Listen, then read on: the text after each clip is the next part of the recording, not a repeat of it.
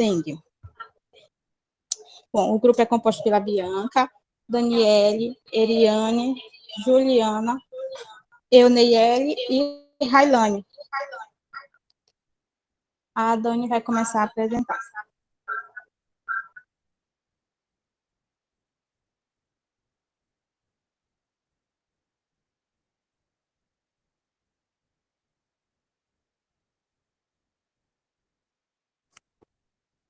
Boa noite. A dengue. A dengue trata de uma doença infecciosa causada por um vírus.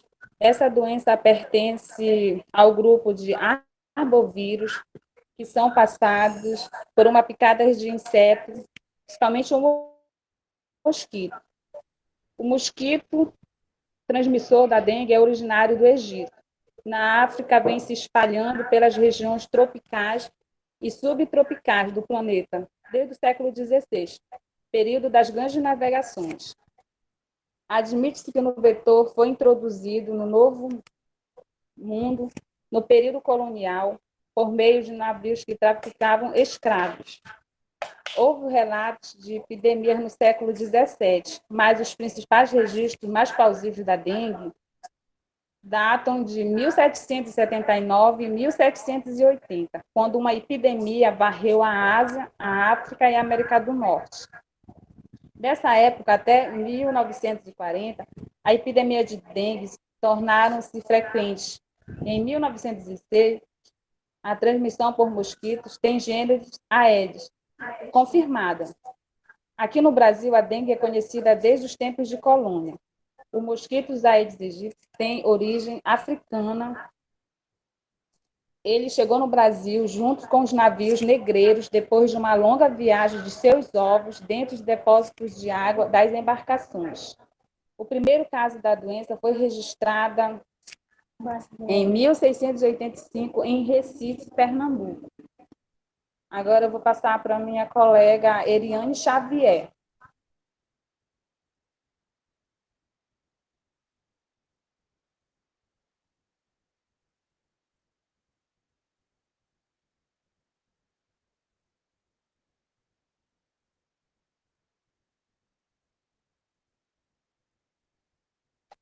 Bom, gente, boa noite.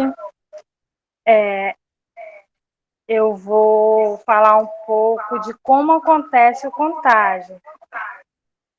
O contágio acontece pela picada da fêmea do mosquito Aedes aegypti infectada.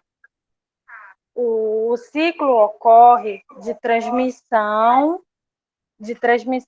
ocorre da seguinte forma: a fêmea do mosquito deposita seus ovos em recipientes com água. Ao saírem dos ovos, as larvas vivem na água por cerca de uma semana. Após este período, transformam-se em mosquitos adultos, prontos para picar as pessoas. Essa infecção ocorre quando o vírus da dengue circulante no sangue de uma pessoa é ingerido pela fêmea do mosquito.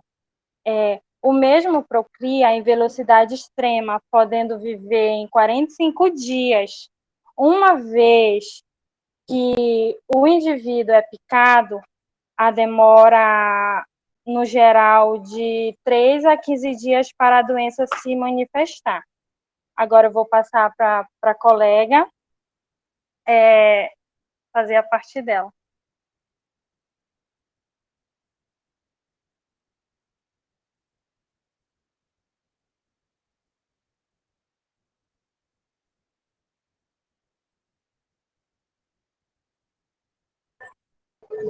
Bom, a cimatologia.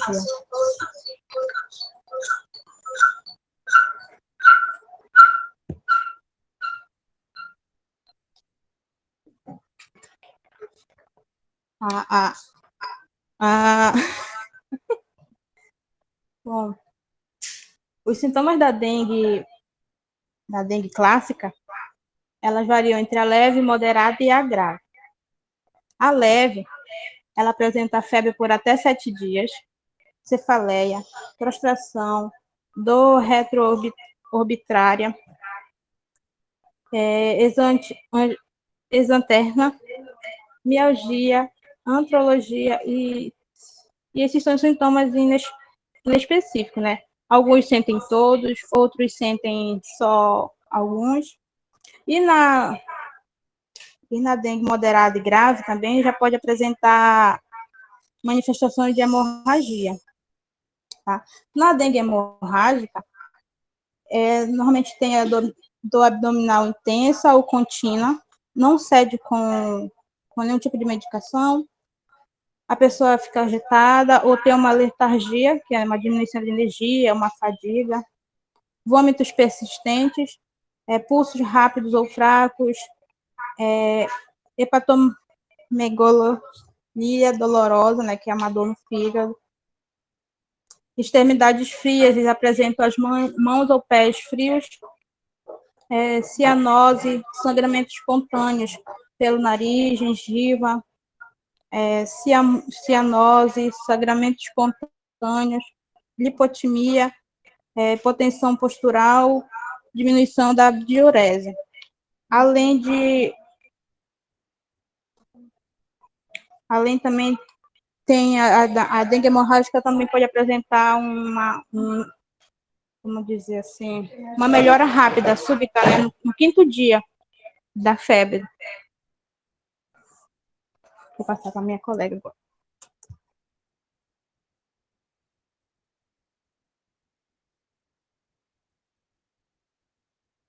Me desculpa a demora. Existe um tratamento da dengue? Bom, o tratamento da dengue, ela é nada mais e nada menos que a hidratação juntamente de medicamentos sintomáticos e deverá ser iniciado logo que for suspeito o caso, conforme a classificação clínica realizada pelo profissional de saúde. É importante tomar muito líquido para evitar a desidratação. Caso haja febre e dor, pode ser receitado algum medicamento antitérmico, como paracetamol, que é o mais indicado na ajuda do tratamento da dengue. E em casos mais graves, o tratamento da dengue muda e exige cuidados hospitalares. Como é feito o tratamento da dengue? Não existe um tratamento específico para dengue. O ideal mesmo é assim que a pessoa suspeite que está com o vírus correndo pelo corpo, procure um profissional médico para um correto diagnóstico. Lá, eles simplesmente vão dar assistência com medicamentos que possam aliviar a dor e os sintomas, e eles indicam algumas coisas que a pessoa pode fazer em casa mesmo. Eu vou citar algumas aqui, que são o repouso, ingerir líquido, bastante água mesmo, não tomar medicamentos sem indicações médicas. Hidratação pode ser de duas formas, pode acontecer de duas formas, que são a via oral, na ingestão de líquidos, e por via intravenosa, com uso de soros e vitaminas. O tratamento ele é feito de forma sintomática, sempre de acordo com a avaliação do profissional de saúde. O que não pode tomar quando está com dengue? Anti-inflamatórios não hormonais. Alguns nomes também devem ser bem evitados quando você pensar que está com o vírus no corpo. Eu vou citar alguns nomes aqui que devem ser evitados assim que você saiba que você está com o vírus ou que você suspeite, que são naproxeno, cetoprofeno, diclofenaco, piroxicam e ibuprofeno. Fiquem sempre atentos com esses tipos de fármacos que devem ser bastante evitados no tratamento. Como é feito o tratamento da dengue? Eu já falei isso aqui. Bom, então vou passar para minha colega. Uma boa noite.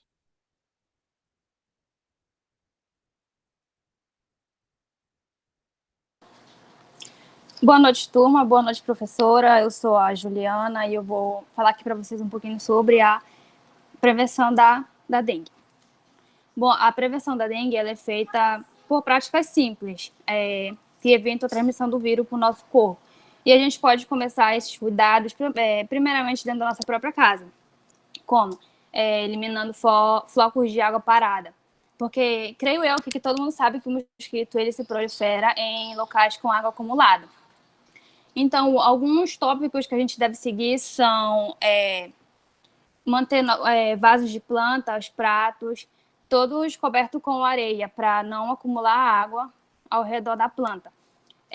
Colocar o lixo também em sacolas fechadas. Quando a gente tira o lixo da nossa casa, a gente já coloca numa sacola, amarra. Se puder, colocar logo numa lata de lixo para manter ele bem reservado lá dentro. Furar a lata de alumínio também antes de ser descartadas, para não acumular água, como, por exemplo, aqui em Vitória do Jari é muito comum a gente ver debaixo de passarelas, debaixo de casas, vários tipos de latas de lixo jogadas, espalhadas por lá. Ainda mais agora, no tempo da enchente, que a água cresce, aí vai acumulando lixo, aí a água vai baixando e a água fica acumulada toda dentro das latas lá debaixo da casa. E não tem como a água sair de lá. Aí fica acumulado. Aí lá que pode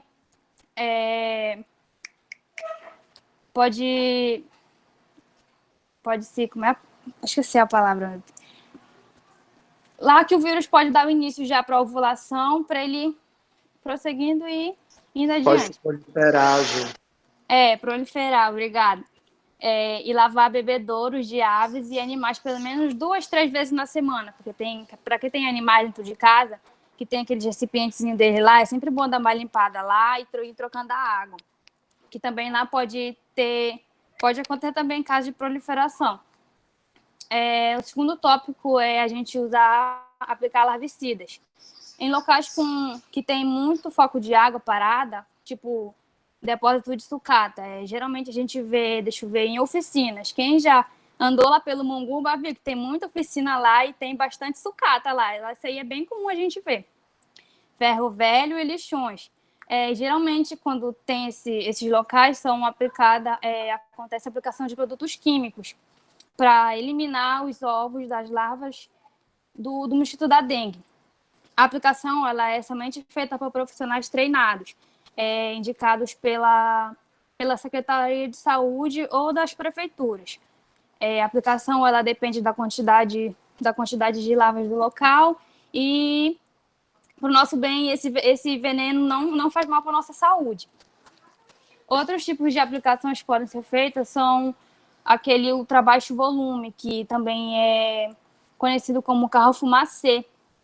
Quando eu era menorzinha, eu lembro que aqui em Vitória já passou esse carro aqui e eu não tenho certeza se era por conta de dengue ou outros tipos de infecções de carapanã, não sei, porque eu era menorzinha e não entendia, mas já teve aqui em Vitória, que é quando o carro ele transmite uma fumaça que ajuda a eliminar as larvas do mosquito, que isso é realizado somente quando há um surto já assim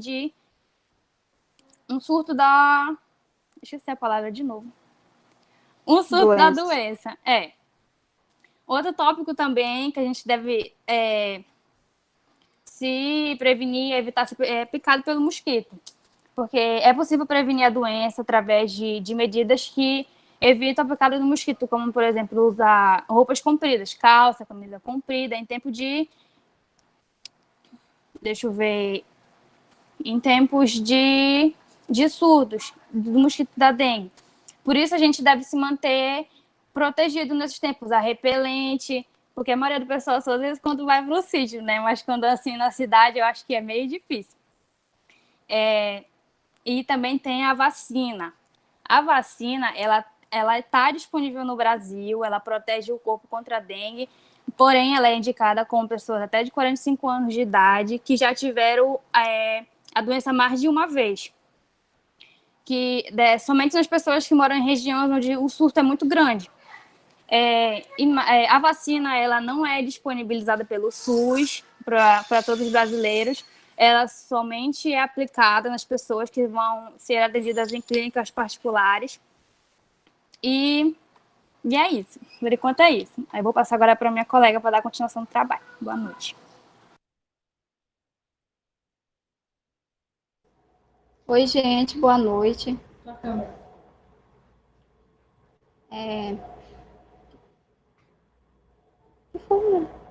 Eu vou falar sobre epidemiologia. Aqui nessa figura, ele mostra o índice de casos que existe no nosso país, né? Um dos fatores para a prevalência do mosquito em determinada região é o clima, onde o maior índice que aconteceu de casos foi no Nordeste, né? Região do Nordeste, com 6,2 casos por 100 mil habitantes, seguidas das regiões Centro-Oeste e Norte.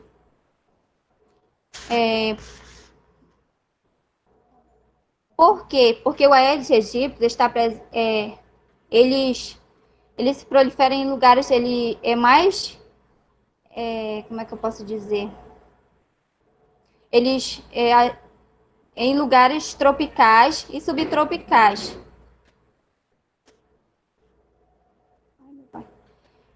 A temperatura e a umidade, a precipitação influencia o ciclo da vida do mosquito. Por isso que nessas regiões eles se proliferam mais, por conta dessas regiões que são mais quentes, né? E também esses índices aí, eles variam de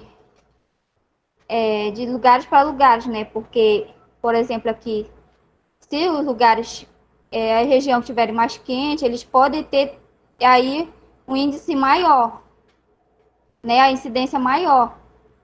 Como que mostra aqui, por exemplo, no norte, né? Teve esse ano, comparação,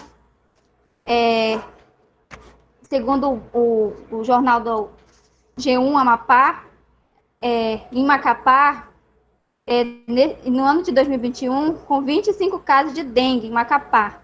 Inicia com o ano de 2021 com médio risco de infestação do Aedes aegypti, né? Em comparação com outro, em 2020, teve uma queda aí por conta disso, do clima, né? Em determinadas regiões.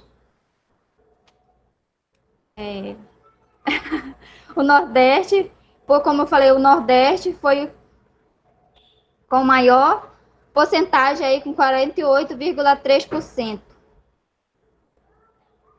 Obrigada. Ai, Jesus. Essas foram nossas referências. E é isso, pessoal.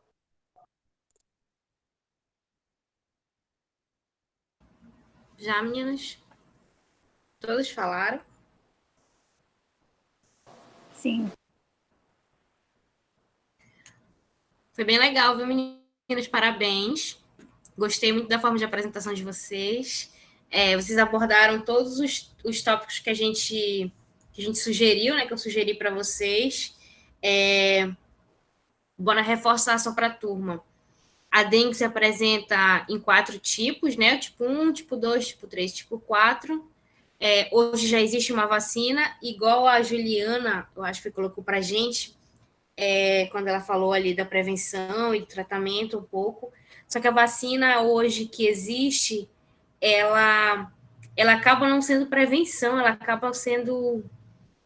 Não, ela é prevenção, porque ela é prevenção de agravos, né? Prevenção do tipo mais grave, porque igual ela colocou muito bem para a gente, ela é fornecida para pessoas que já tiveram alguns tipos de dengue, ou seja, tem que apresentar a sorologia positiva para alguns tipos de dengue, e ela não tem pelo SUS. Por que ela não tem pelo SUS?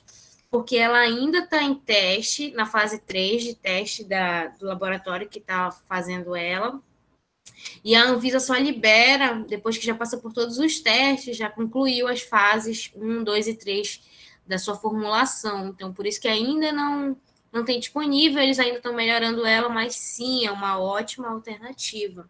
Né? Chegou no Brasil, a Anvisa liberou no Brasil, quero dizer, como nas redes privadas, ali nos laboratórios particulares.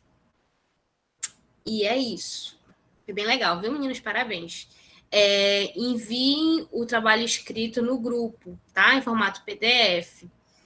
De ontem, só o grupo Malária que me enviou. Eu vou colocar lá no grupo para vocês ainda. E faltou febre amarela, tá? Esqueceram aí. Meninas, vocês fizeram no tempo de 26 minutos. Que legal. Era para ser 45 no máximo. Deixa eu colocar aqui. Cumpriram bem legal a proposta. Vamos lá no grupo 2. O grupo com o tema de doença de Chagas. A Cristiane, a Larissa, a Neuciane, o Andrei, a Lauriane e a Patrícia. Estão todos por aí? Podem ficar à vontade, tá? Boa noite, professora. Boa noite, turma. Nós somos o grupo 4, composto por mim, Andrei, Cristiane, Larissa, Lauriane, Neuciane e Patrícia. A gente ficou responsável por falar sobre doenças de Chagas. Eu abri a câmera aqui só mesmo para cumprir com o que a senhora pediu, porque eu vou apresentar aqui, eu vou ter que desligar, tá?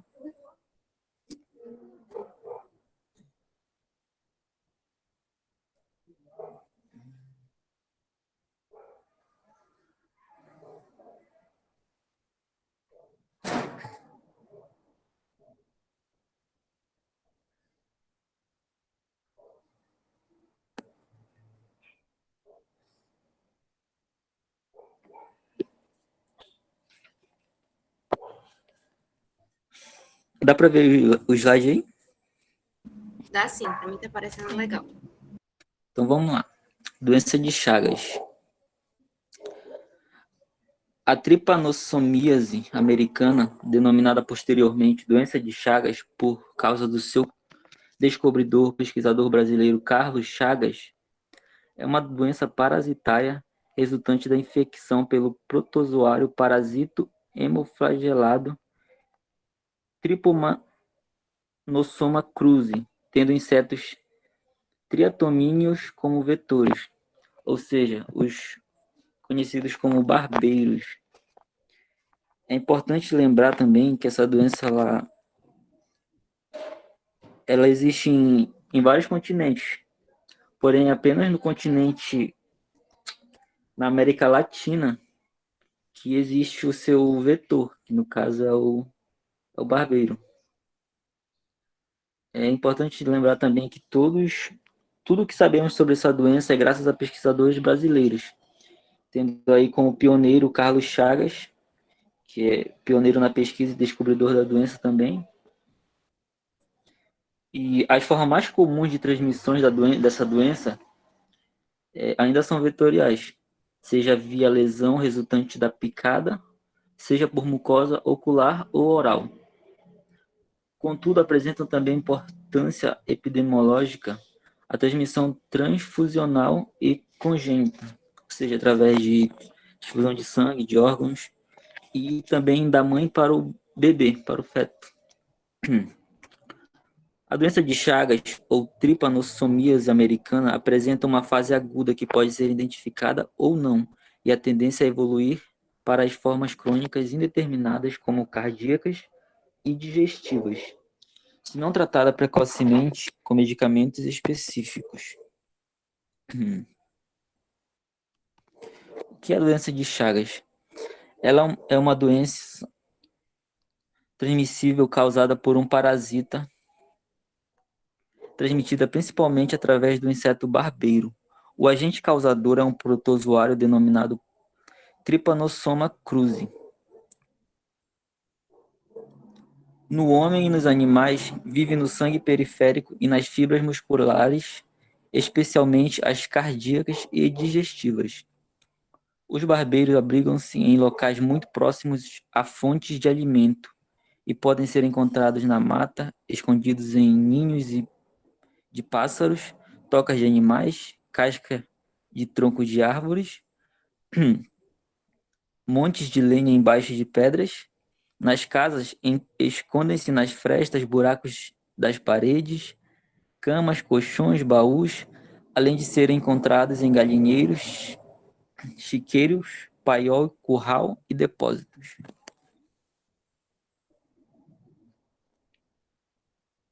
Essa doença ela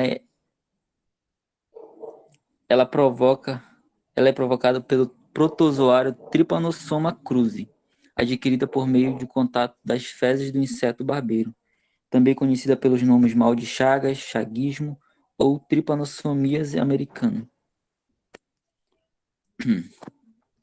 Aqui a gente vai ver o ciclo de vida do Trypanosoma cruzi, o agente da doença de Chagas, ou seja, o parasita. Aqui no primeiro estágio dele é quando o inseto pica e ao mesmo tempo defeca. O tripomastigota passa para as fezes. O tripomastigota, nesse caso, é uma das fases da vida dele, do Trypanosoma cruzi. A partir desse momento que ele pica o ser vertebrado, no caso. E é importante lembrar também que não é através da picada que a pessoa é infectada. Ele pica e defeca ao mesmo tempo. E, por exemplo, se a pessoa coçar a ferida, coçar na hora, as fezes vão entrar em contato com aquela lesão que foi provocada pela picada, e sim que acontecerá a infecção. Então, no primeiro estágio é isso, o inseto pica e defeca ao mesmo tempo, o tripomastigota passa a ferida nas fezes. No segundo estágio, o tripomastigota invade as células e transforma-se em amastigotas. Os amastigotas, eles precisam entrar nessas células para se multiplicar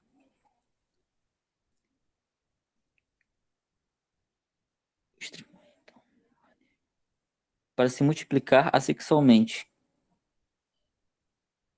Os tripomastigotas, então, invadem novas células em regiões diferentes do corpo que invadem e se multiplicam como amastigotas. Os amastigotas transformam-se em tripomastigotas e destroem a célula. Tripomastigotas sanguíneos são absorvidos por um novo inseto em uma nova picada. E dentro do inseto ele se transforma em epomastigota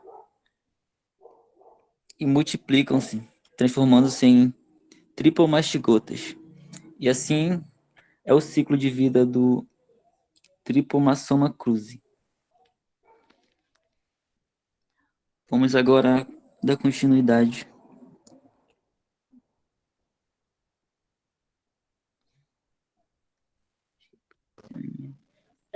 Boa noite a todos. Me chamo Larissa e irei falar um pouco sobre o contágio da doença.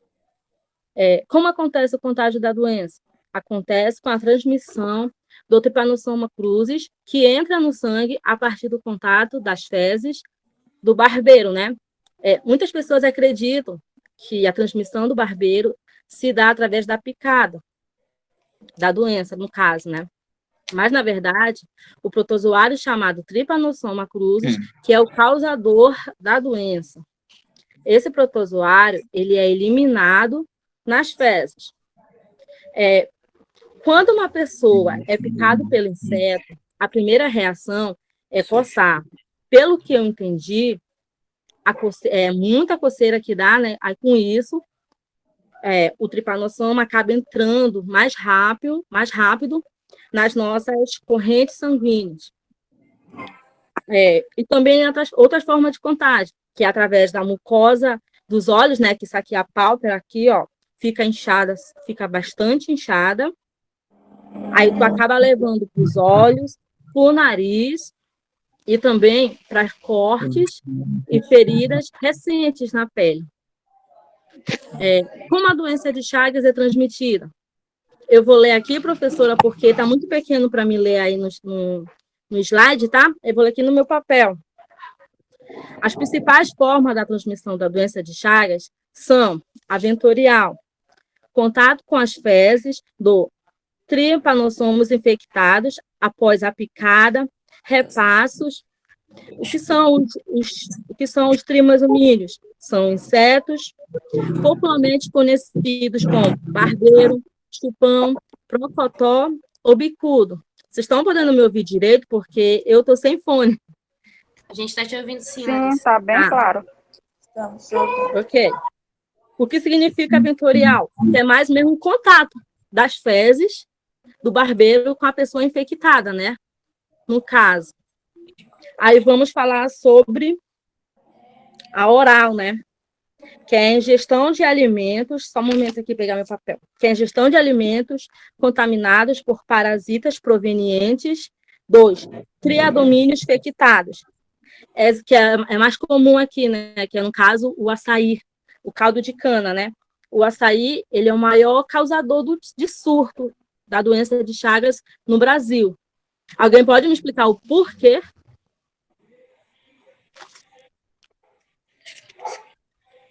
Repete, por favor. Porque o açaí, ele é o principal causador da doença de Chagas no Brasil. Porque, se eu não estou enganada nele, que nos caroços, né, de açaí, que o barbeiro deposita seus ovos, né, e deixa infectado. Se eu não estou enganada, é Sim, isso. sim. E também por causa da falta da preparação adequada, né? Aí as pessoas que Falta de higiene, né? as pessoas que estão manuseando acabam não vendo o barbeiro e acaba triturando junto com os caroços de açaí e que vai para consumo, né? O próximo, só um momento, é a transfusão de sangue, né? É a transfusão de sangue ou transplante de órgão de doadores infectados para receptadores sadios. Pelo que eu entendi, não sei se eu estou me enganada, me corrija, professora, era comum na década de 90, né? Essa transfusão de sangue. Por isso que muitas pessoas pegavam a doença de Chagas na década de 90, né? Então, no caso de hoje, antes da gente fazer uma transfusão ou até mesmo uma doação de órgãos, a gente precisa passar, né, pelo processo de fazer exames para ver como é que está, se a pessoa está apta a fazer essa doação ou transplante, né, nesse caso, né? E também... Isso mesmo, Larissa. Até um adendo rapidinho na tua informação. Quando a gente vai fazer doação, tem que ter tido pelo menos 6 meses sem ter uma doença dessa. Doença de Chagas, malária.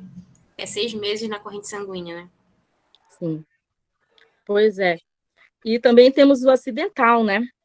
Que é pelo contato da pele ferida, das mucosas com material contaminado durante a manipulação em laboratório ou manipulação da caça. Que um exemplo, né? É raro, mas acontece.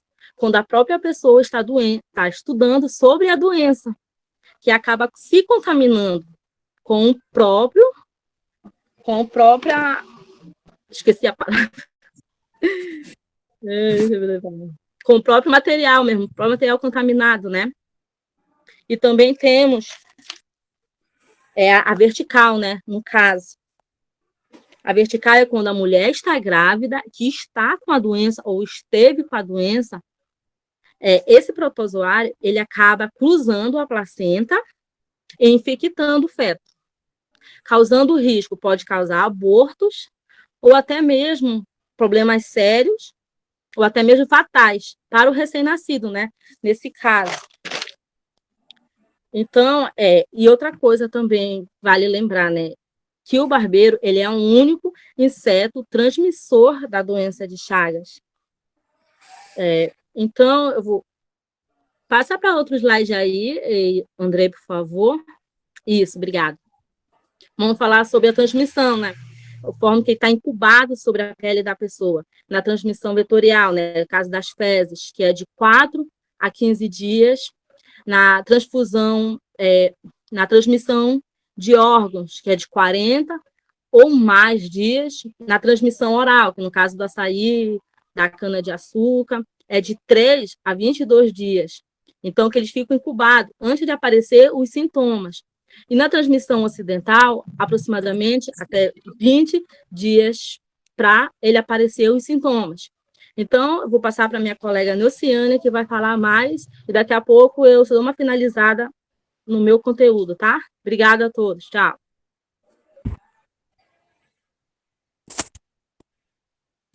Boa noite, me chamo Neuciane.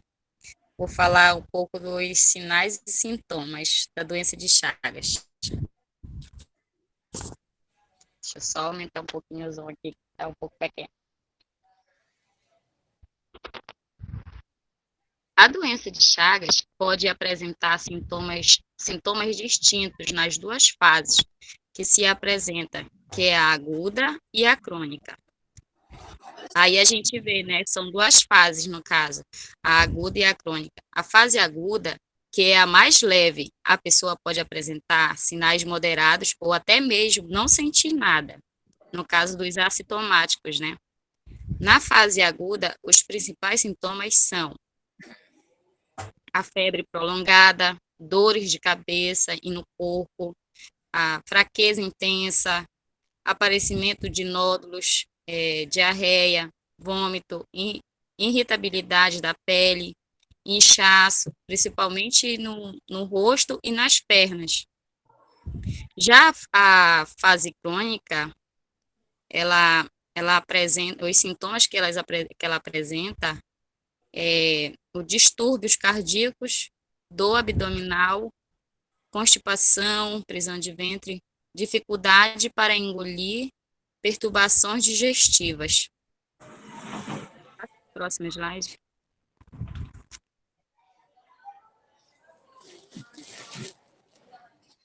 As manifestações que surgirem megaesôfago, disfalgia, sintoma mais frequente, regurgitação, epigastralgia, dor retroesternal, a passagem do alimento, odinalfagia, dor de deglutição.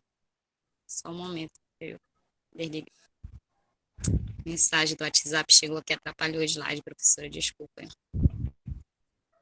Soluços, pitialismo, excesso de salivação, hipertrofia de parotidas. Em casos mais graves, pode ocorrer esofagite, fistulas esofágicas, a febre, aparecimento dos glândulos, crescimento do baço e do fígado, alterações elétricas do coração ou inflação das meninges, nos casos graves. Aí tá os sintomas, né, os sinais e sintomas da doença de Chagas, né.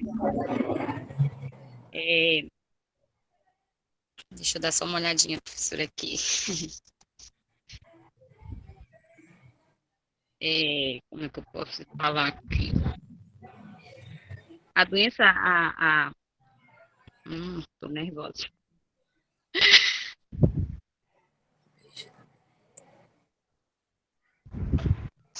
Eu vou só ler aqui um pouquinho, tá, professora, que eu não estou conseguindo. A doença de Chagas é uma dessas doenças que uma boa parte dessas pessoas fica assintomática, fica sem apresentar sintoma nenhum. Se elas vierem apresentar algum sintoma nesse comecinho, são sintomas muito gerais que se parecem com outras doenças, tipo meu pai. Uma dor muscular que pode dar uma febre de leve, né? Dor de cabeça, pode apresentar esses sintomas leves, né?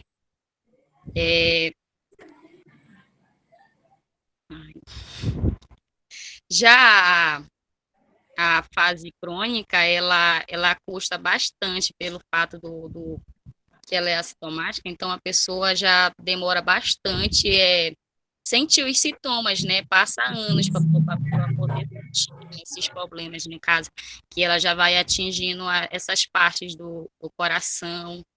E como eu falei lá no início, sobre as manifestações dela, né?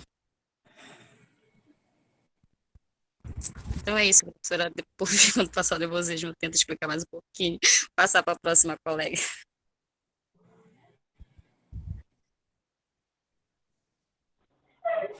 Boa noite a todos. Deixa eu me apresentar aqui um pouco, gente. Meu nome é Kiane. Boa noite, professora. Boa noite aos demais colegas. Eu vou falar sobre o tratamento, tá bom? Bom, tratamento da doença de Chagas deve ser indicado principalmente pelo médico. Claro que você vai se consultar, você vai se comunicar com o médico. Após essa confirmação da doença, o remédio é deixado benidazol e é fornecido pelo Ministério da Saúde gratuitamente, mediante a solicitação da Secretaria Estadual e Municipais de Saúde, deve ser utilizado em pessoas com doença aguda, assim que ela for identificada. Gente, eu falo um pouco rápido, tá? Se eu estiver falando muito rápido, vocês me parem um pouco. Para as pessoas na fase crônica, a indicação desse medicamento depende da fórmula clínica, deve ser avaliado de caso a caso. Sua formulação pediátrica de benidazol demonstrou ser eficaz no tratamento da doença de Chagas em bebês recém-nascidos. Em caso de tolerância ou que não corresponde ao tratamento com benidazol, o Ministério da Saúde disponibiliza o Nifutimox como alternativa de tratamento, conforme indicações estabelecidas em protocolo clínico e diretrizes terapêuticas. Independente da indicação do tratamento com benidazol ou Nifutimox, as pessoas de forma cardíaca ou digestivas devem ser acompanhadas e receberem o tratamento adequado para as complicações presentes. Esse é o que está no slide. Aí, eu notei aqui um pouco aqui, tá bom? Normalmente, o tratamento é feito com de 2 a 3 doses do medicamento por dia, durante 60 dias. Vai de adulto, crianças e bebês recém-nascidos. E ao iniciar esse tratamento mais rápido possível para garantir a cura, também para evitar lesões nos órgãos, como diminuir o risco de transmitir essa doença para outras pessoas. E o melhor tratamento, eu creio que é a prevenção. Deve ter a higienização em casa, e vai ficar com a próxima colega que vai explicar melhor sobre o tratamento. Boa noite, eu agradeço.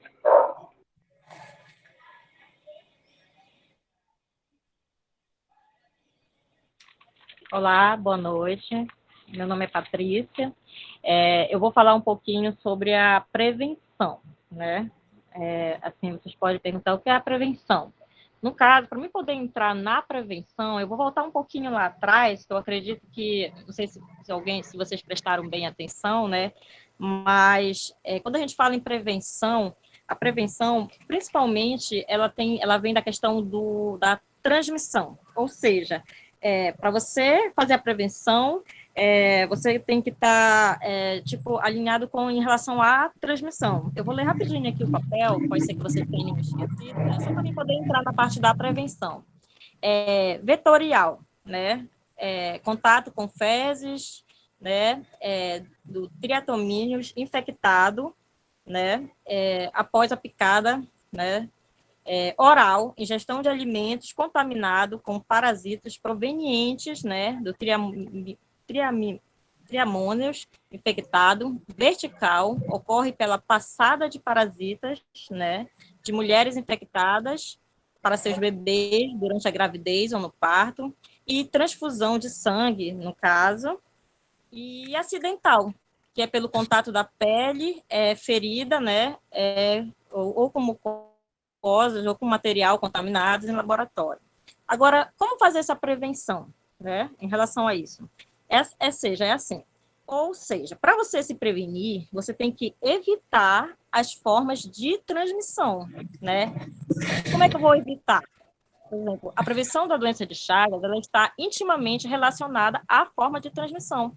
Uma das formas de controle claro, né, e de evitar é que o inseto barbeiro forme colônias dentro de residências, por meio de utilização de inseticidas, né? Por exemplo, vamos supor, surgiu um barbeiro dentro da minha casa, então já liga o alerta, né? Então, assim, você já tem que logo se preocupar. Se tem será que não tem mais? Será que não tem outros, né?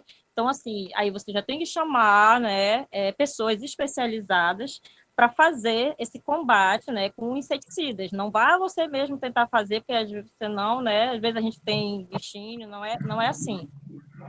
Então, assim, o outro é por meio, no caso, assim, a questão dentro das nossas casas. Às vezes existem muitas casas, né, que eu sei que muitas, em parte, né, não tem como evitar. Por exemplo, vou dar um exemplo para vocês. Aqui em casa, ano passado, apareceu um bichinho desses. E eu acredito que era um cordeiro, gente. Porque eu olhando hoje, né, a imagem, eu já tinha visto outras vezes, mas hoje eu percebo, assim, depois que eu estudei melhor, eu percebi que ele era muito idêntico, entendeu? Inclusive, realmente, na hora eu fiquei muito assustada, entendeu? Então, assim, dali a gente já sobe um alerta de se preocupar em fechar, em vedar, entendeu? Para que eles não possam entrar, né, por debaixo da porta. Então, aqui em casa sempre eu tenho protetor de porta, né, debaixo das portas. As janelas são teladas. Então, assim, a gente tem que ter essa preocupação, né, na área onde os insetos possam entrar na casa, voando pelas aberturas ou festa, poder usar sempre mosquiteiro, telas, né? E outra medida de proteção individual é para aquelas pessoas que vão para a mata, gente. Não é só a questão da questão mesmo da doença de Chagas, não. É para várias outras doenças, como, por exemplo, a malária, né? Dengue, que tem mosquito. Então, quando você for adentrar a mata, se proteja, use calça, né? Use...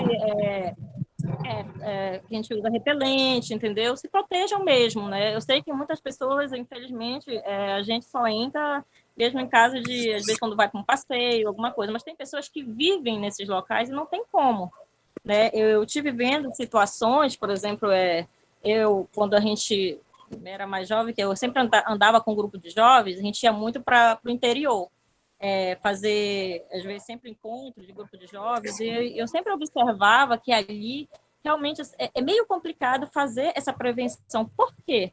Porque a maioria das casas, elas costumam ser, se vocês forem observar, eu acho que a professora tem bem essa questão, as casas são abertas, muitas não têm janela, não tem porta, entendeu? Às vezes as pessoas, a maioria dorme mesmo, rede, entendeu? Não tem. E é meio complicado fazer essa prevenção, porque às vezes ele vem voando, né? Então, no caso, ele entra à noite, então ali é muito delicado, né? Outro slide.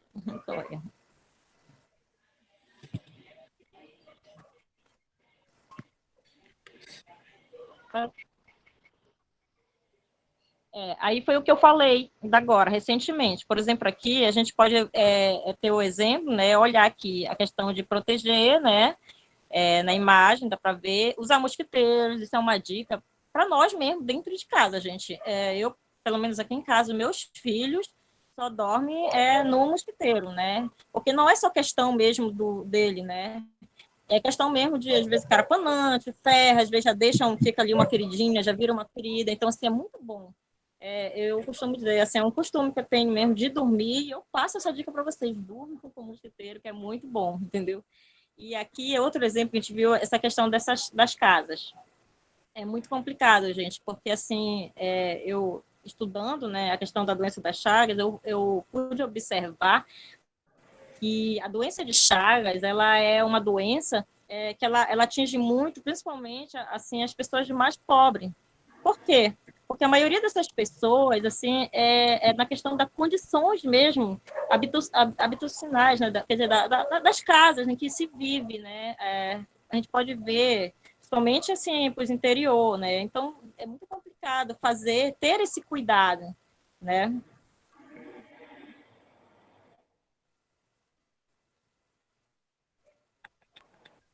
Pode passar o slide, colega.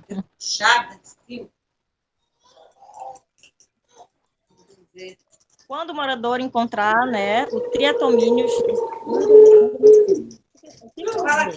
primeiro passo, gente, não envolver, né? Eu sei que é complicado. Em silêncio, seu microfone está ligado. Entendeu, gente? Assim, eu falo por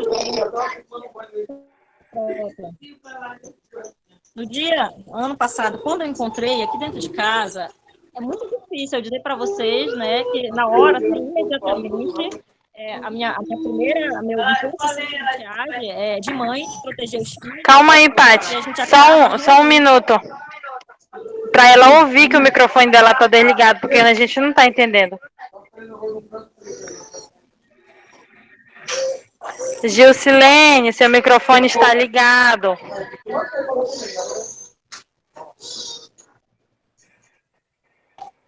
Foi mal aí, tô desligando. Então, assim, o primeiro, né, imediato, a gente pensa logo em matar, né? Mas não é certo, gente. Não é certo. Você não pode matar, tá? Eu sei que imediatamente a gente fica. Eu lembro que eu fiquei desesperada, até porque eu tenho uma filha, né? Ela tem apenas 2 anos e pouco, né? Então eu pensei assim, meu Deus, se esse bicho sumir, entrar por dentro de uma brecha, eu não consegui achar mais ele, né? Foi a primeira coisa que passou na minha cabeça, assim. Então, assim, eu acabei realmente agindo por impulso. Eu fui lá, peguei um pedaço de pau e taquei nele, né? Esmaguei mesmo lá, e depois fui lá, joguei água sanitária, joguei, entendeu? Tudo quanto é tipo de, por via das dúvidas, para que não, joguei fora o pau que eu tinha, né, esmagado, coisa, mas assim, foi impulso. E até então eu ainda não tinha me aprofundado, por isso que é bom, né, a gente estudar. Me aprofundei, e hoje, né, sabendo, né, aqui diz que a gente não deve matar, né? A gente deve proteger as mãos com luva e saco plástico, e os insetos deveriam ser acomodados, né, em recipientes plásticos com tampa de rosca para evitar a fuga, né, preferencialmente vivos, e as amostras coletadas, que a gente, no caso, né, no ambiente, a gente deve chamar pessoas realmente especializadas, né, para fazer, né, essa remoção do lado, no caso do barbeiro, tá? Então, assim, hoje eu já tenho um pouco que eu pude hoje entender, né, eu vi que a doença de Chagas, ela ainda é uma doença que realmente acomete principalmente as pessoas mais pobres, né, e ela, infelizmente, ainda é muito negligenciada, né, porque, infelizmente, as pessoas, elas ainda não têm realmente noção, sabe, às vezes não têm aquela conscientização do que é a doença de Chagas. Muitas pessoas têm a doença de Chagas e nem sequer sabem. Tem pessoas que convivem há anos com a doença e não sabem que tem a doença. E outra, muitas das vezes às vezes você tem algum sintoma, né, que é febre por mais de 7 dias, aí você chega aqui, você procura o posto, aí eles começam, fazem toda aquela varredura, eles acham primeiro que é uma infecção, vão para isso, até chegar a fazer um exame, realmente, às vezes, que eles vão, né, aqui, pelo menos, eu falo aqui pelo Vale do Jari, porque eu me lembro que em 2005, eu tive, né, uma questão de uma febre que não passava, já estava quase com um mês, era febre direto, era fraqueza, sentia muito mesmo cansaço. E eu me lembro que aqui eu estava para morrer já aqui, e passava os exames, nada, não testava nada, fazia exame, eu ia na médica, a médica dizia que não sabia mais o que era. Eu me lembro que eu fui para Belém. Chegando em Belém, a primeira coisa que eles me encaminharam logo foi para fazer, logo que quando eu dei os sintomas, né, que eu sentia, foi logo para fazer um exame de doenças de Chagas, para ver se não era doença de Chagas. Graças a Deus deu negativo, gente. Mas assim, eu percebi que lá foi de imediato. Mediante os sintomas que nós relatamos, que eu sentia, né? A primeira coisa que eles me encaminharam para fazer foi um de doença de Chagas. Enquanto que aqui, em Vitória, eu fiquei, acho que quase um mês e pouco, andando por hospital particular, ia aqui no hospital e nada mesmo, entendeu? Eu fazia o exame de tudo quanto era... Mas nenhum momento, assim, realmente não nem passou na cabeça, né, das pessoas, dos médicos que me atendiam, e impedir ou mandar investigar, né, em relação se não era doença de Chagas. Então, assim, eu percebo que nessa parte realmente há uma falha muito grande. Aqui, realmente, as pessoas pouco se aprofundam nessa parte, tá? Obrigada.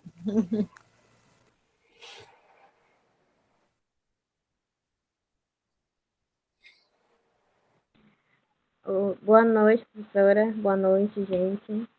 Vocês estão me ouvindo? Sim, querida. Sim. Tá. Eu vou falar sobre quais regiões têm mais casos epidemiológicos, né? Deixa eu aumentar um pouco aqui. A região norte apresentou a maior taxa de incidência da doença, uma análise ecológica de base populacional, utilizando dados obtidos no Sistema de Informações de Agravos de Notificações, o SINAM, do Ministério da Saúde, onde foi identificado um perfil epidemiológico da transmissão da doença de Chagas aguda, tendo em vista que somente os casos agudos são obrigatoriamente notificados ao SINAM. Em 2005, a transmissão vetorial foi a principal via relatada, enquanto a transmissão oral aumentou significativamente no norte durante os outros períodos. O estudo também apontou que o estado do Pará foi o responsável por 81% dos casos decorrentes de transmissão oral na região norte, com maiores proporções de casos ocorrendo após a safra do açaí e bacaba, com o consumo de alimentos derivados dessas frutas contaminadas pelas fezes do inseto. No ano de 2020, né, no estado do Pará foi registrado 146 casos de doença de Chagas, né? A maioria adultos jovens, né, do sexo masculino, e desses 146, 6% as mulheres estavam grávidas, né? Deixa eu ver aqui. A gente sabe que o estado do Amazonas e Pará são os principais produtores de açaí no país. A doença ela não só é transmitida por essas frutas, né, pelo açaí e pela abacaba, mas também pela má higienização das frutas, de outras frutas, no caso, né. Também pode ocorrer também do inseto cair no momento em que estiver moendo a cana e ser lá triturado, esmagado junto com a cana, né, caso ele esteja infectado. E assim também, professora, porque lá no sítio, vou dar só um relato aqui, lá no sítio da minha avó, a gente tem uma plantação muito grande de açaí e tem bacaba também. E como a Patrícia falou também, eu já vi, eu ouvia por altos assim que ele fazia mal, aí também eu não conhecia, né, eu não conhecia também, aí eu só falava, olha, esse bicho mata, entendeu? Aí, só que lá no sítio, assim, eu tenho um tio que ele tira açaí tudo avulso, né? E pode ocorrer nesse meio vinho, né? Vinho açaí. E também lá a gente não tava, a gente estava usando, quer dizer, o açaí para fazer o café de açaí também, né? Não sei se vocês já ouviram falar, se vocês já tomaram.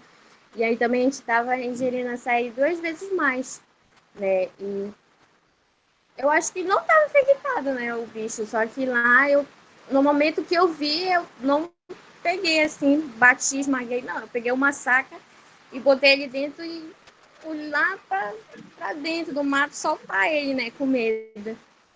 Aí, então, esses casos podem aumentar muito com a safra de açaí muito grande, né, pode ter muitas fezes deles, que nem os meus outros colegas explicaram bem. É isso.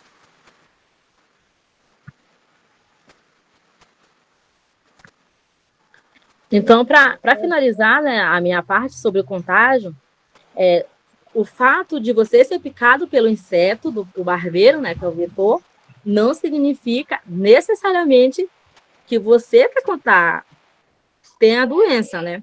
Porque o barbeiro transmitir a doença, ele tem que estar contaminado também, entendeu? Então, eu finalizo aqui, em nome do grupo, para a gente se cuidar, se prevenir, prestar bem atenção quando for comprar açaí, né? Porque, pelo que eu entendi, a geral aí gosta. E bom aproveito para vocês e obrigado por tudo. E relatando também, professora, aqui sobre as grávidas, estava lendo também que o medicamento não é indicado grávidas por causa do bebê, né? Porque pode também afetar o bebê e só é de casos muito graves durante essa gestação. Então, as buchudinhas que estão esperando tem que ter o maior cuidado também com isso. E é isso, o nosso trabalho. Eu tenho todos gostado. E boa noite.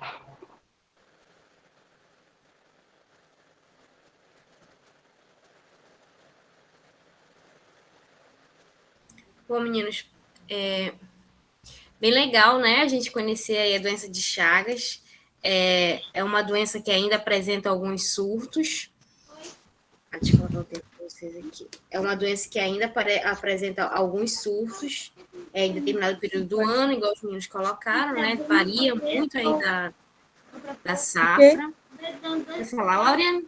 Ah, você tá falando isso. Que diacho já branca. Tá bom, tá bom. Lauriane. Lauriane, seu microfone está ligado. Desculpa, gente.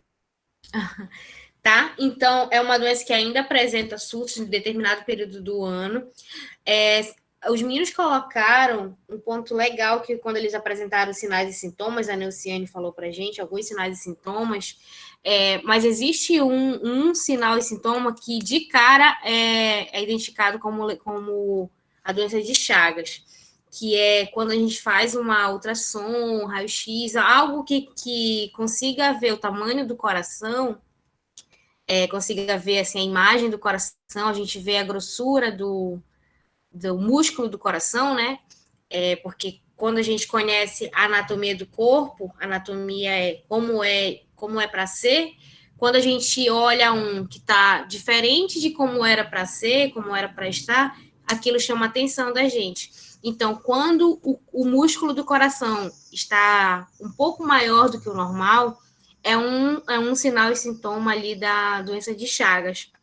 Antigamente era chamada, até os mais velhos, né, ainda chamam como doença do coração grande, porque o músculo trabalha, o coração é um músculo, né, revestido por um músculo, né? Então, quando a gente vai para academia e malha aquele músculo tende a crescer. Tá travando aí para todo mundo? Não, aqui tá normal. Aí aquele músculo tende a crescer, né? Crescer é hipertrofiar. O músculo que era nessa grossura começa a bater mais, precisa injetar mais sangue para a corrente sanguínea, então ele vai hipertrofiando, vai ficando grosso, grande. E aí, quando ele faz um exame de imagem, alguma coisa assim, aparece ali o coração, é possível ver aquele coração como se ele tivesse demasiado, inchado, alguma coisa assim. Tipo, bora fazer um exame de sangue para ver se você não é doente de Chagas, ou ainda mais se for uma pessoa que mora na região norte, ou que veio da região norte, ou que toma muito açaí, bacava, como a gente viu, né? Caldo de cana. Então, a gente começa a pescar informações assim nesse sentido, tá? Mas, de forma geral, quero parabenizar o grupo, foi muito legal a explicação, tá? Todos apresentaram bem, mas eu quero parabenizar a Larissa, o André e a Patrícia, que explicaram de uma forma muito top os tópicos que vocês explicaram o ciclo de uma forma bem detalhada. A gente não precisa entender que a gente não é biólogo, mas é muito legal a gente saber porque ele se apresenta de duas formas, que o contágio não é só o mosquito picar, não é um mosquito, não é um inseto picar, mas sim através da fezes, quando a gente coça, aquilo penetra na corrente sanguínea. Muito legal. Quem perdeu, assiste, espero que estejam gravando, porque é questão de prova. Muito legal isso. A gente precisa compreender por quê, professora? Porque a gente precisa orientar nossa população, não é isso que a gente fala, que a enfermagem ela é porta-voz da saúde, a gente é porta de entrada, então é a gente que presta orientação, conhecimento, a gente informa a população. Então, se a gente entende o funcionamento, a gente entende o porquê que acontece daquele jeito, a gente consegue explicar, a gente consegue orientar de uma forma bem mais clara, mas com palavras populares, igual os meninos fizeram, tá? Então, foi bem legal. E bora para o grupo 5, que é o tema leishmaniose, com a Caroline, a Maciele, a Maria Isabel, a Andréia e a Eunice. Podem ficar à vontade. E, meninos, vocês fizeram no tempo de 47 minutos. Oi, meninas do meu grupo. Fica à vontade, compartilha.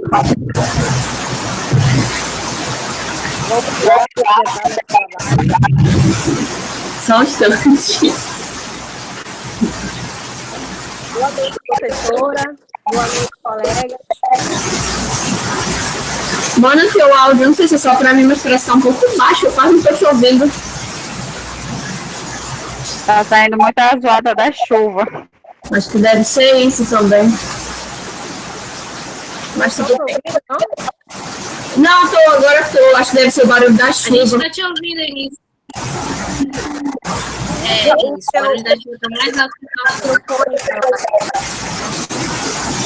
Oi? Tem duas pessoas com o microfone ligado, uma tem que desligar. Isso, exatamente. Melhorou, gente? Agora. Ah, tá. Vamos lá, meninas, apresentar o nosso trabalho. Boa noite, professora, novamente. Boa noite, colegas. O nosso grupo é composto por 5 pessoas, né? No caso, eu, que sou a Eunice, a Caroline, a Maria Isabel, a Andréia e a Maciele. Nós vamos falar sobre a leishmaniose. O que é essa doença, as suas causas, forma de transmissão, sintomas, tratamento e epidemiologia. Tá, gente? Primeiramente, nós vamos colocar um vídeo bem interessante para a gente conhecer um pouquinho sobre o que é leishmaniose. A Caroline vai colocar o vídeo para a gente assistir. Depois do vídeo, vamos colocar um slide para cada uma de nós falarmos um pouquinho mais, né, dessa doença, tirar alguma dúvida que ficar. Vamos lá, Caroline, com o vídeo.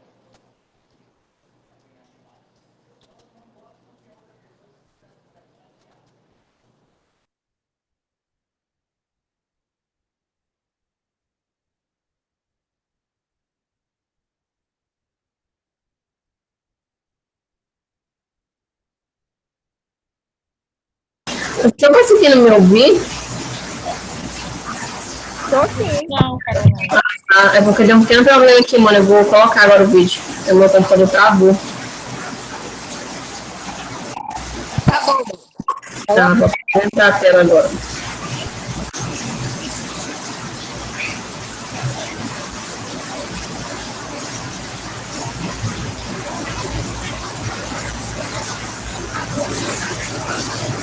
Alguma coisa assim, quando ela abre, né?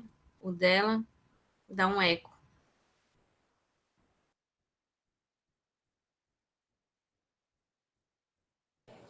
E, mana, que não vai conseguir, mana, colocar o vídeo. Se não for, a gente vai prosseguir, né?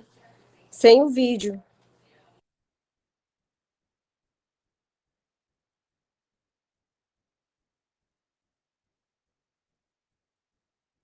Isso mesmo, meninas, decidam aí, tá? E o tempo... Poxa, gente, eu acho que ela não vai conseguir colocar o vídeo, então, infelizmente, era um vídeo bem interessante, que tinha... É bom compartilharem o vídeo lá no grupo. Caroline, eu vou prosseguir aqui, tá, mana? Eunice, tá me ouvindo? Tô sim, tô ouvindo. Ah, tá. Mano, eu vou jogar pelo celular. Eu não sei o que foi aconteceu com o computador. Deu bug aqui, deu. Eu não sei o que aconteceu. Apareceu um monte de coisa aqui, nada a ver. Mana, então, o mais breve possível, tá? Porque tem um tempo aí, né? Se tu não conseguir, Tá, a gente consegue, a gente prossegue aí, tá? Tá, eu vou colocar pelo celular mesmo.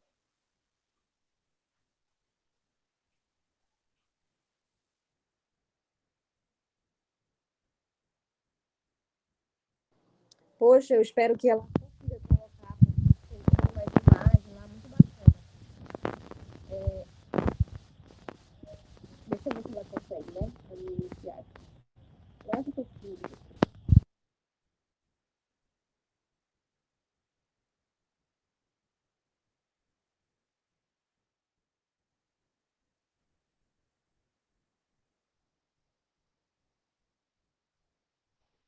Tá saindo o áudio do vídeo?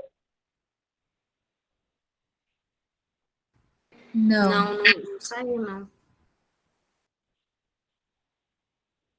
Poxa, acho que a gente vai ter que, então, só fazer a apresentação do slide. Eu jogo o vídeo lá no grupo, porque eu acho que não vai ser possível apresentar ele.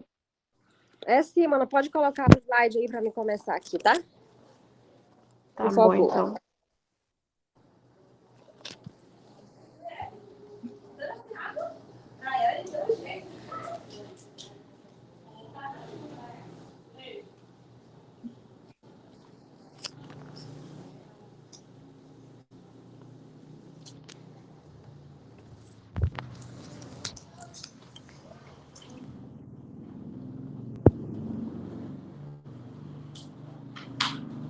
Já apareceu aí? Sim, Apareceu. apareceu. Tá. Bom, gente, então vamos lá. A leishmaniose parasitária é comum em países tropicais como o Brasil, que afeta principalmente os cachorros e humanos. Isso acontece através de pequenos insetos conhecidos como flebotomos. Popularmente, eles são conhecidos como mosquito palha. Para isso, basta que o inseto pique um cachorro doente antes de um cachorro. Cadê? Para isso, basta que o inseto pique um cachorro doente antes de picar a pessoa para que seja transmitida a doença. Existe vários tipos, né, de leishmaniose, mas existe duas mais comuns, que é a leishmaniose.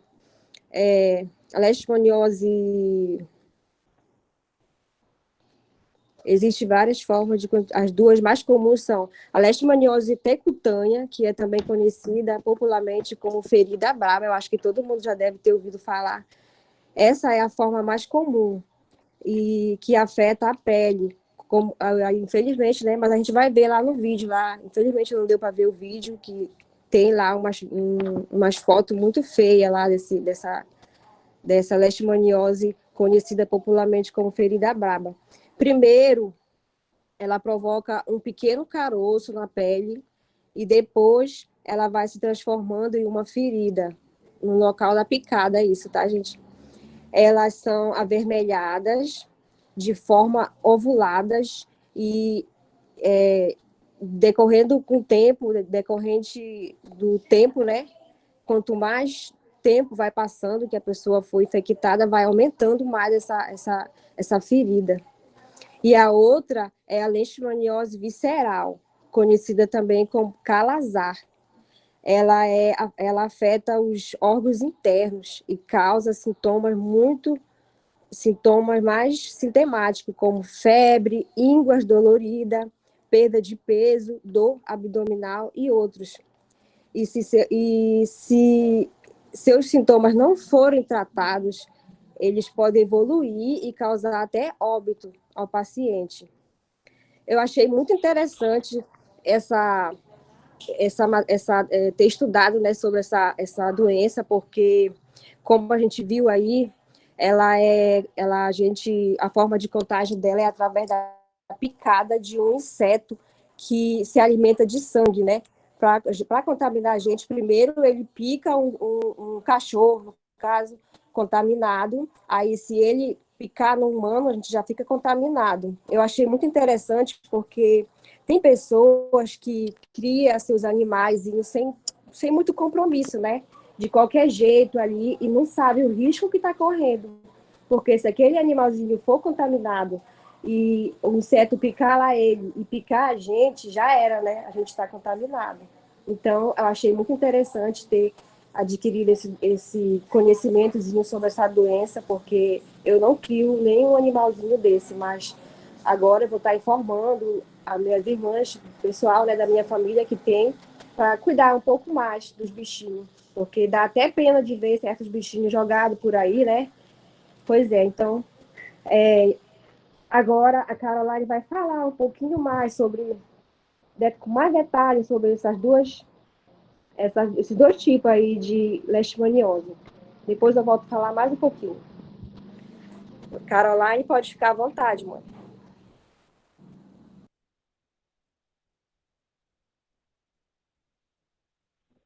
Tá ouvindo?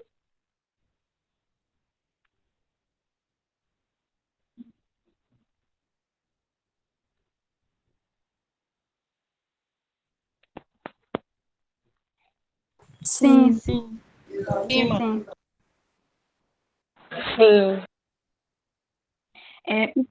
Deixa eu só continuar, deixa eu fazer uma pergunta. Não tem como eu compartilhar a minha tela ao mesmo tempo aparecer, no caso, a minha câmera para aparecer meu rosto? Acho que Tenta não. abrir tua câmera. Tu abriu? Já tá aberta. Ah, não. Não, sim, sim. Ela, tipo, abre, só que aí na hora que eu vou pro slide, ela fecha automaticamente. Ah, tá, então não dá. Eu acho que não dá também.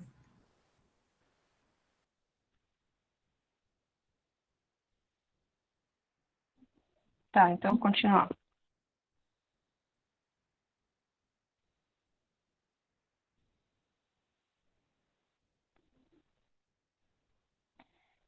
Leishmaniose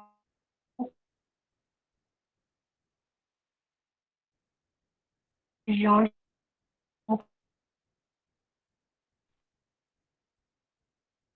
é um E Caroline, a gente não está conseguindo compreender. Para mim, pelo menos, está travando a tua Falhando voz. muito. Acho que é a internet. Tá professora. falhando muito. Eu acho.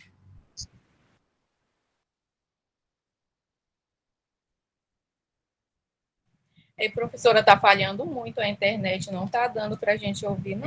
Eu acho que, nem sei se ela está falando agora, mas...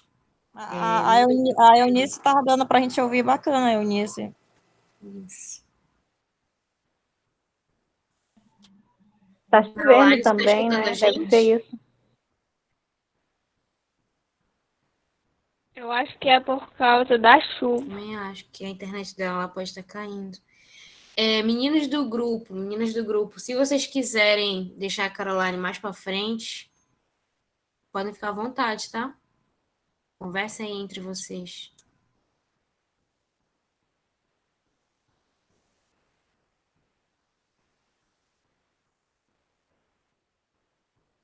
Acho que caiu a internet dela, que ela até saiu.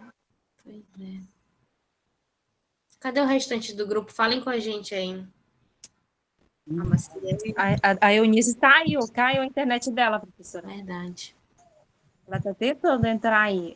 A dificuldade é a internet, né, gente? Com mais a chuva.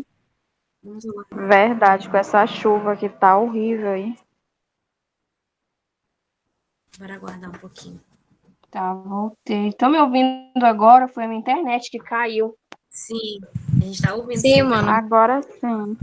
Agora deu de ouvir bem. Então, como eu estava falando, estão me ouvindo bem agora, né?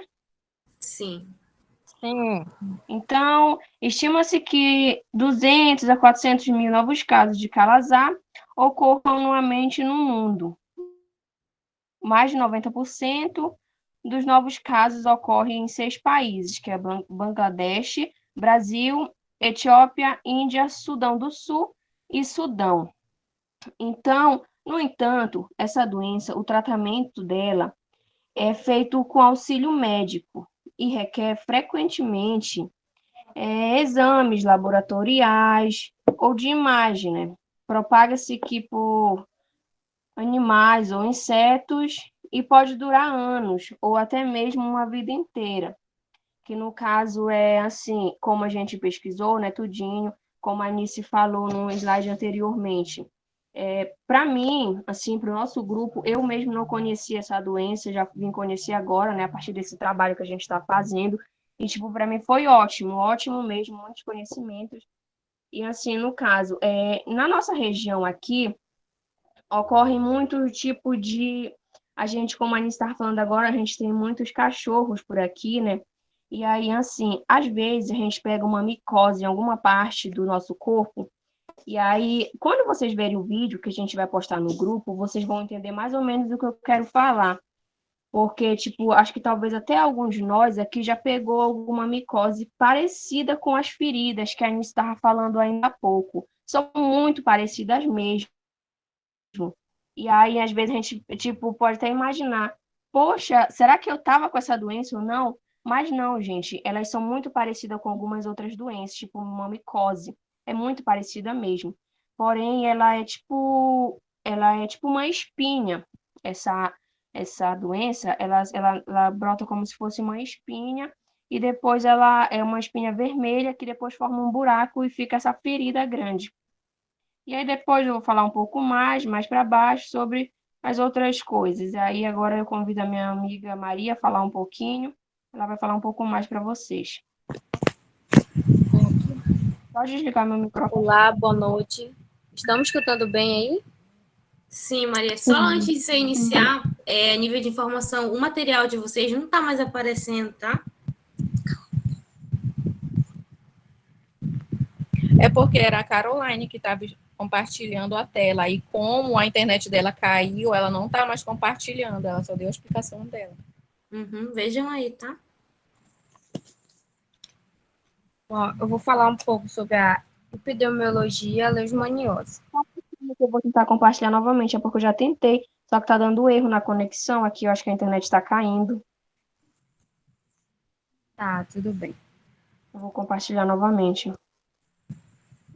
Vai logo lendo enquanto ela compartilha. A doença é registrada em todos os estados, observando-se sua expansão em amplitude e número de casos, com 169.361 casos. A região sul apresenta o menor número, com 3.952. E a região norte, o maior, com 61.339 no período descrito. E taxas de incidência por 100 mil habitantes entre 114,8 e 163,5 para a região norte. Estima-se que entre 20 e 25 mil pessoas sejam infectadas todos os anos por aqui. O problema está espalhado por vários estados, mas tem maior incidência em locais como Amazonas, Acre, Pará, Mato Grosso e Bahia. Os campeões em números de casos nas Américas, junto com os países andinos, como o Peru e o Equador. O que causa a leishmaniose? O calazar é causado pelo protozoário parasita Leishmania, que é transmitido pela picada do mosquito palha, infectados. O parasita ataca o sistema imunológico e meses após a infecção inicial, a doença pode evoluir para uma forma visceral mais grave, que é quase sempre fatal se não for tratada. A doença afeta algumas das pessoas mais pobres do mundo e está associada a desnutrição, deslocamento de população, condições precárias de habitação e saneamento precário, um sistema imunológico fraco e falta de recursos financeiros. O calazar, em geral, também está ligado a mudanças ambientais, como o desmatamento, construção de barragem, sistemas de irrigação e urbanização. Agora eu vou deixar a minha amiga Carol dar continuidade no slide.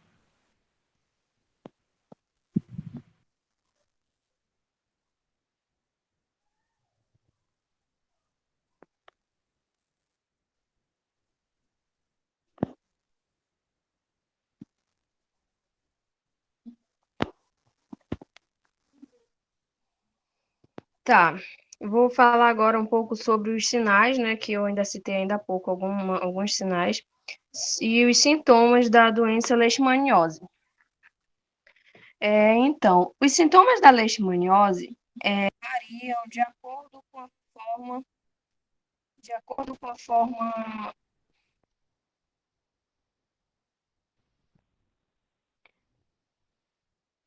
Os sintomas da leishmaniose variam de acordo com a forma da doença, para as duas formas mais comuns. Os sintomas são leishmaniose tegumentar. Em muitos casos, a leishmaniose tegumentar é uma infecção silenciosa, que pode não causar qualquer tipo de sintoma, desaparecendo sem a pessoa nunca saber que existia. Quando provoca sintomas, O principal sinal é o aparecimento de um pequeno caroço, como eu estava falando ainda há pouco, no local da picada, que após algumas semanas ou meses se transforma em uma ferida grande e arredondada. Junto com estas alterações, também pode existir dor no local afetado e inchaço de ínguas próximas do local.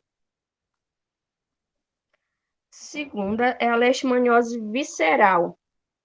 Quase todos os casos de leishmaniose visceral se iniciam com uma febre superior a 38 graus, que se mantém por várias semanas. Durante esse tempo, a febre vai diminuindo até desaparecer, mas volta pouco tempo depois. Outros sintomas que incluem é o inchaço da barriga, cerca de 2 semanas após o início da febre, ínguas dolorida, perda de peso e fraqueza excessiva, manchas escuras na pele, pode haver até diarreia. Quando esse tipo de doença está mais avançado, pode ainda surgir anemia severa, que pode levar a problemas cardíacos, assim como sangramento no nariz, óleo nas fezes. Se o tratamento não for iniciado, é frequente o desenvolvimento de doenças mais graves, como pneumonia, sarampo ou tuberculose, que colocam em risco a vida da pessoa. Como eu estava explicando, né, ainda há pouco, sobre que é tipo uma espinha, né, só que vai só crescendo com o tempo, geralmente os sintomas ele aparece lá onde o mosquito ele picou, né, na parte do corpo da pessoa onde o mosquito picou.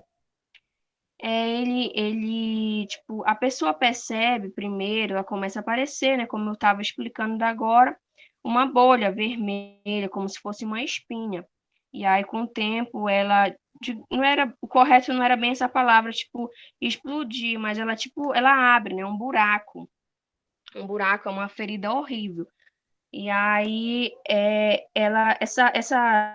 essa doença leishmaniose, às vezes, se a pessoa iniciar o tratamento logo e for o tratamento adequado, estou um pouco nervosa, e ela precisa ser tratada diretamente com auxílio médico. Por que assim eu digo auxílio médico? É porque muitas das vezes a gente tem o costume, nós brasileiros temos o costume de nos automedicar. Aí a gente vê aquela bolinha assim no corpo, é uma espinha, eu tenho uma pomada em casa, eu vou usar aquela pomada. Não, nem sempre, gente, nem tudo, como eu estava explicando. Pode ser uma micose ou pode ser outra coisa, mas também pode ser a leishmaniose, que é uma doença grave. Então, se a pessoa não fizer o tratamento adequado, ela pode durar meses ou até mesmo anos, essa doença. E depois que essa doença, a pessoa trata dela, pode ficar cicatrizes para a vida toda. A cicatriz, tipo, da ferida, da bolha que ocorreu, né, no lugar da picada do mosquito, pode ficar para a vida toda as cicatrizes. E é um pouco por isso. Eu vou passar para o próximo slide para nossa amiga concluir.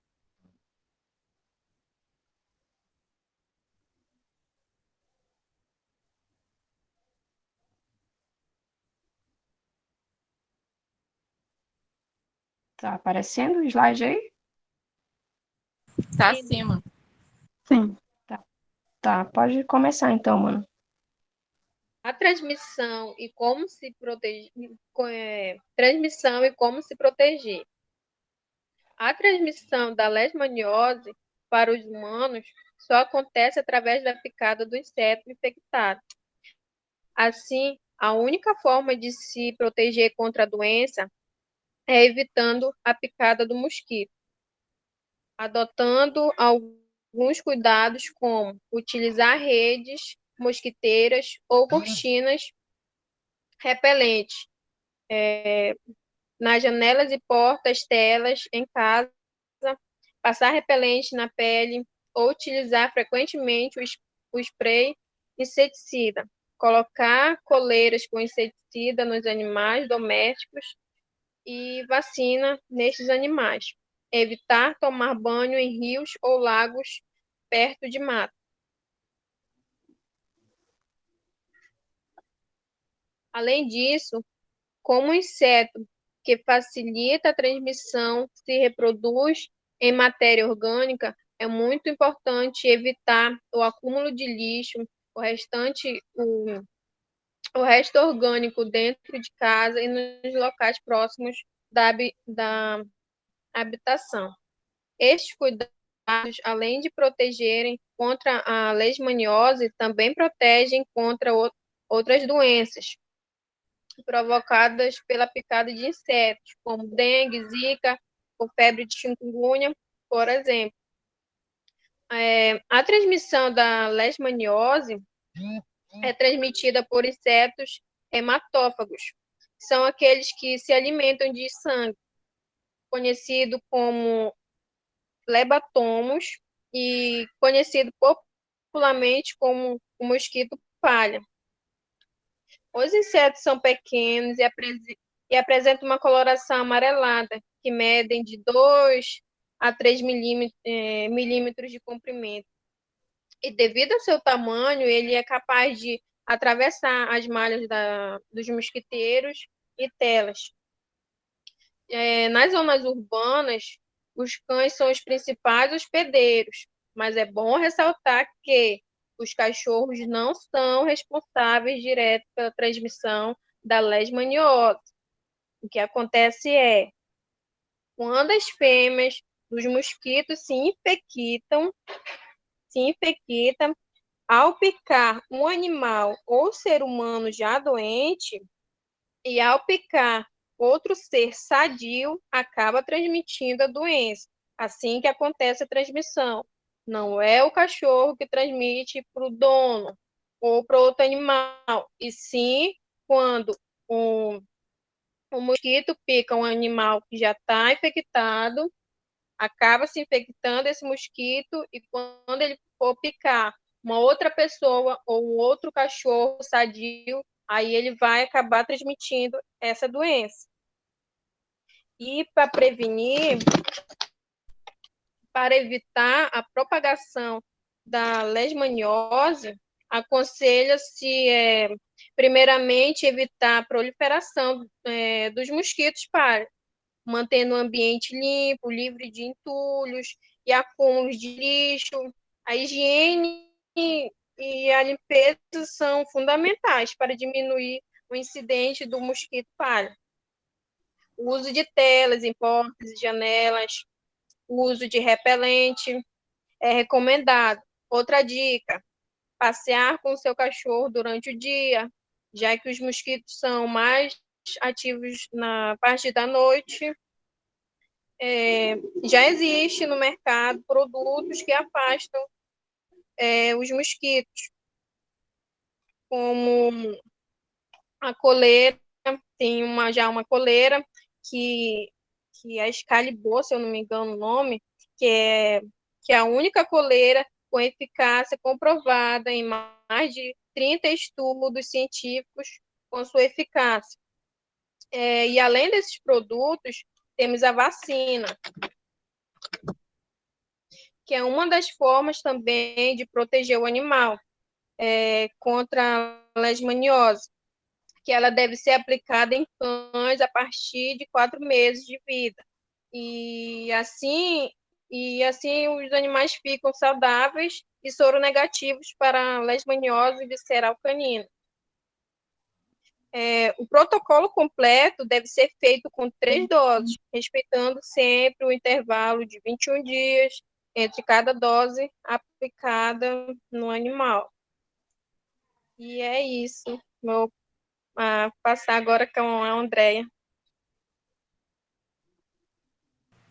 Oi, boa noite. Professora, eu vou estar falando aqui no e-mail da Maria, porque meu celular está descarregado. Bom, eu vou falar aqui um pouco sobre o que fazer em caso de suspeita da leishmaniose.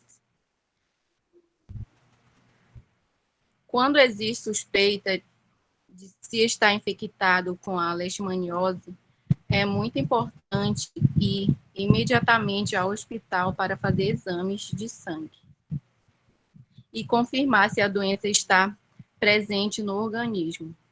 Geralmente, a leishmaniose tegumentar pode se diagnosticada mesmo sem exames, pois o surgimento das feridas após a picada é suficiente para confirmar a doença. Por outro lado, no caso da leishmaniose visceral, os sintomas podem ser semelhantes aos de outras doenças infecciosas, e por isso pode ser necessária a realização de exames de sangue específicas e, em alguns casos, biópsias do baço ou da medula para ter a certeza do diagnóstico e iniciar o tratamento adequado. O tratamento da leishmaniose pode variar de acordo com a forma apresentada. Nos casos da leishmaniose tegumentar, o tratamento específico pode não ser necessário, já que as alterações da pele tendem a desaparecer sozinhas. No entanto, o uso de um antiparasitário como anfotericina B, indicado pelo médico, pode acelerar a recuperação. Já no caso da leishmaniose visceral, o tratamento é quase sempre necessário e é feito com o uso de anfotericina B ou medicamentos anti-imuniais pentavalentes, que são mais fortes contra a infecção, mas que também causam mais efeitos colaterais. Tanto a leishmaniose tegumentar quanto a leishmaniose visceral são usados os mesmos anfotericina B ou medicamentos antimoniais pentavalentes.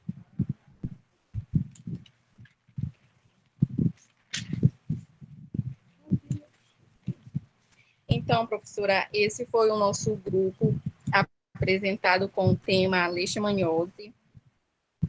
E obrigada pela atenção de todos.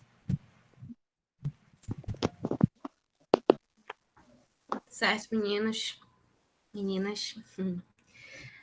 Então, é um tema muito bacana. Eu gosto muito de falar da leishmaniose, porque muita coisa a gente não conhece, né, sobre ela.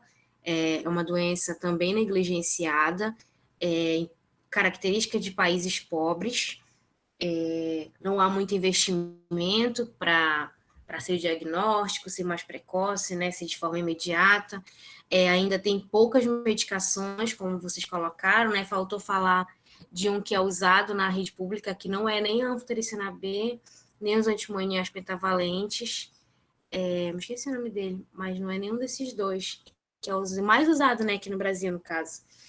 São todas as 3 medicações, que são só 3 que existem para ele hoje, para essa doença hoje, elas são muito tóxicas para o ser humano, acabam afetando muito ali o fígado, o baço do ser humano, e às vezes a pessoa fala, igual vocês colocaram, né, acho que foi a Andréia com a Isabel que citaram um pouco, assim, que a pessoa precisa fazer muitas doses, né, e é uma doença que afeta muitos órgãos também, então é muito importante a gente conhecer ela, entender esse funcionamento, igual as meninas falaram, que o seu contágio é através do mosquito, da picada do mosquito, que aí, se esse mosquito estiver contaminado com parasita, porque a leishmaniose é uma doença parasitária, tá? É um parasita que entra no mosquito e o mosquito ferra a pessoa e cai na corrente sanguínea. E esse parasita entra na corrente sanguínea e vai se alojando em alguns órgãos. Igual, um pouco parecido com a malária, aquele X que a gente falou, lembra? O diagnóstico da leishmaniose ocorre mais ou menos naquele raciocínio, tá? Ela se apresenta de 2 formas, ela pode ser tegumentar ou visceral, como as meninas colocaram. A visceral afeta os órgãos, baço, fígado, coração, intestino, e a tegumentar é a pele, que pode ser mucosa, pode ser cutânea, que é o tecido da pele, pode ser as duas coisas, mucocutânea. Eu vou compartilhar minha tela com vocês aqui só para a gente ver umas imagens, para a gente conhecer, porque igual as meninas colocaram, falaram na apresentação, é muito parecido com uma nascida, igual uma nascida mais ou menos, como a gente tem, mas é uma doença que tem características específicas. Vocês estão vendo a minha tela? É uma doença que é uma lesão na pele, que tem bordas, tipo um relevo, alto relevo, posso colocar assim, tá? Na forma mais grave ali, que já é mucocutânea, essa fase aqui, ela tem várias fases, né? Ela começa assim... Mas, professora, a leishmaniose, ela não é a mesma do que aqui na nossa região que chamam de leixo, né? É a mesma leishman. É a mesma, né? Chamada popularmente, é isso. Aí, como as meninas colocaram, quando ela nasce, parece uma nascida, carnal, assim, exatamente. Como se ela fosse estourando. Oi? É como se ela estourasse, assim, né? Já pegou isso na perna dele. Pronto. A medicação que é feita, existem 3, como as meninas falaram. É feita em cima, uma injeção em cima da ferida aqui da lesão, para fazer o tratamento. Então, ela vai mudando de fases, assim, sabe? Vai evoluindo. Se for mucosa, né? Se for uma lesão na mucosa, ela pode ir destruindo ali, a pessoa perde ali essas divisas de nariz e boca e olho também. Então, ela, olha, mais ou menos aqui como tá tudo junto. Então, assim, ela é grave, tá? Uma doença grave que precisa ser tratada de forma correta. O SUS oferece tratamento. A cicatriz, ela não some, né, professora? Eu conheço uma pessoa que ela pegou no rosto. E até hoje ela tá com a cicatriz.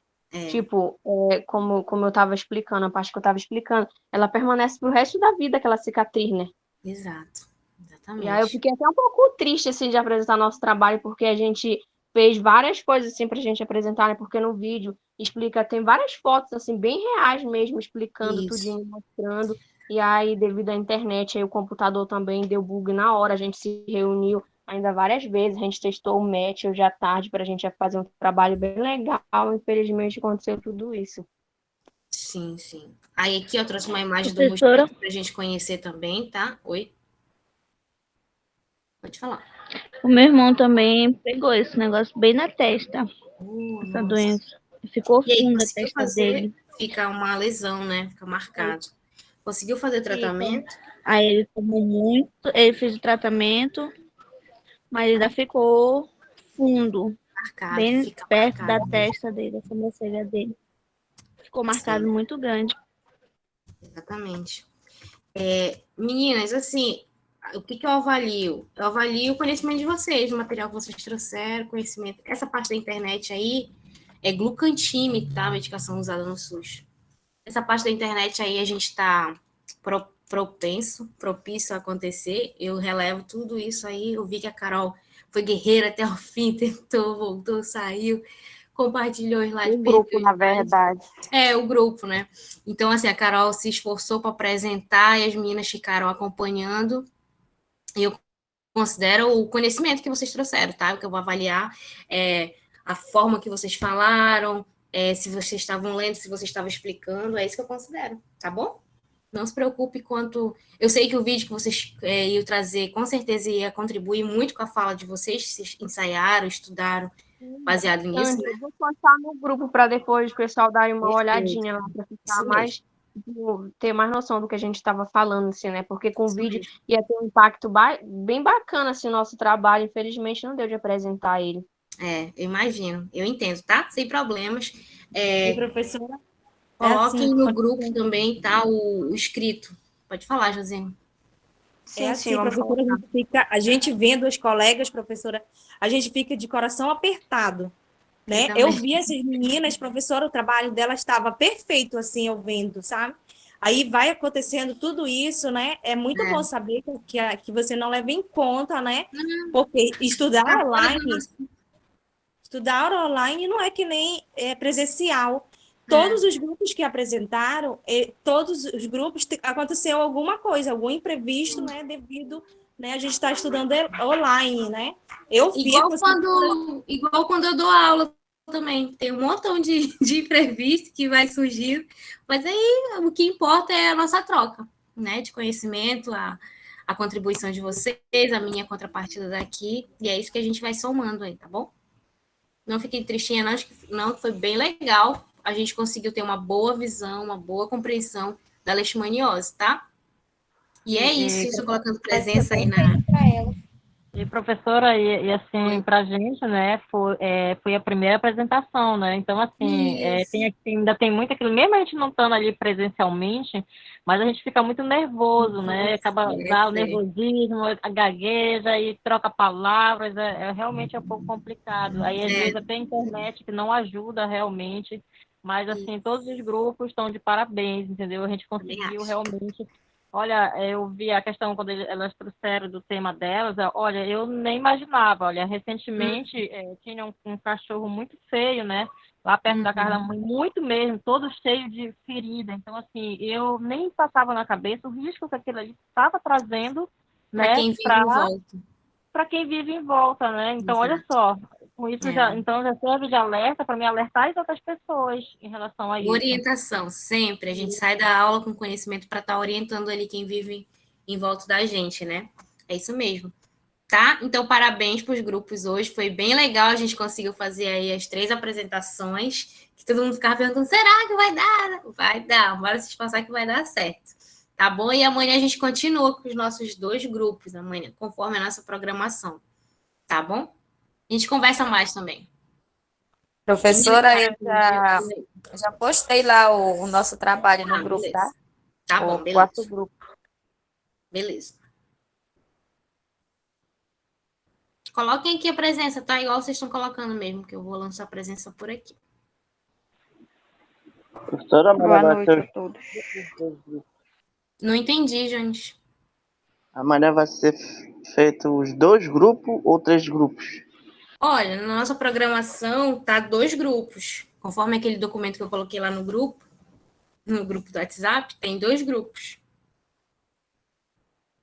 Tá bom? Olhem lá. E professora, quando é que vai ser a prova mesmo? A senhora postou lá no grupo? Postei no documento. No mesmo documento que está organizado os seminários, eu coloquei lá, mas é dia 23. Ah, tá. Tá bom, obrigada.